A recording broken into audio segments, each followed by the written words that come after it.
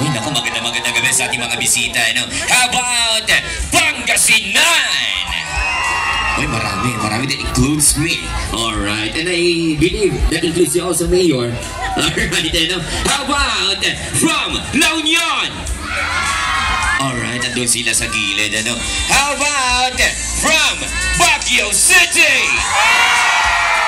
Ayan, so maganda gabi po sa lahat. Lalong-lalo na siyempre ang ating mga distinguished guest. Ayan, dito po, siyempre palakpakan po natin. Unahin na po natin. No other than Honorable Benjamin Magalong.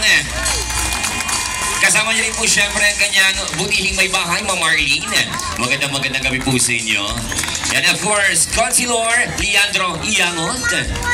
Magandang gabi. Of course, sa lahat rin po ng ating mga bisita na nandito po sa ating crowd.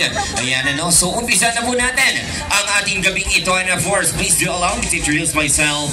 Ako po si Papa Rods and I will be your host for tonight. Ayan, magandang gabi po. Lalong-lalo na sa mga pumunta po dito ngayong gabi, ano. And of course, ito na. Umpisa na po natin. We are about to get a Christmas messages and love from these distinguished individuals. So, umpisa na po natin, mga kaibigan. Malaking palakpakan naman para kay Ma'am Gladys Vergara de Vera, ang chairperson ng Baguio Tourism Council. Ma'am.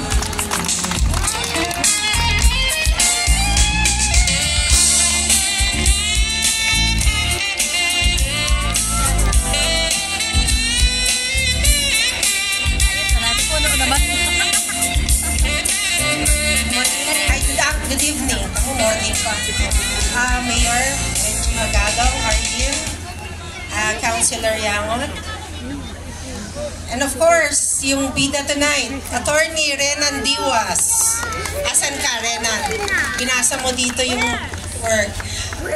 Christmas metamorphosis, sabi nga nila. When you transform nature and make it into Christmas dazzling lights and fairies.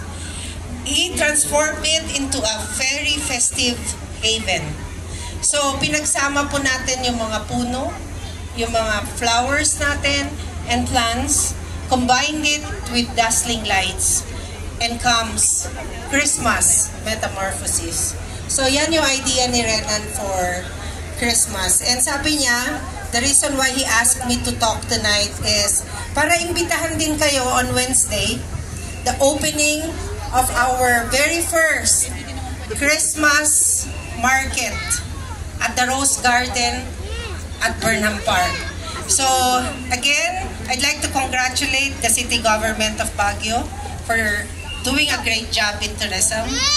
And SEPMO, the team of SEPMO, City Tourism, the Baguio Tourism Council, the City Council, and everyone for doing a great job.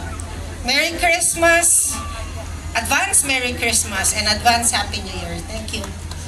Thank you so much, Ma'am.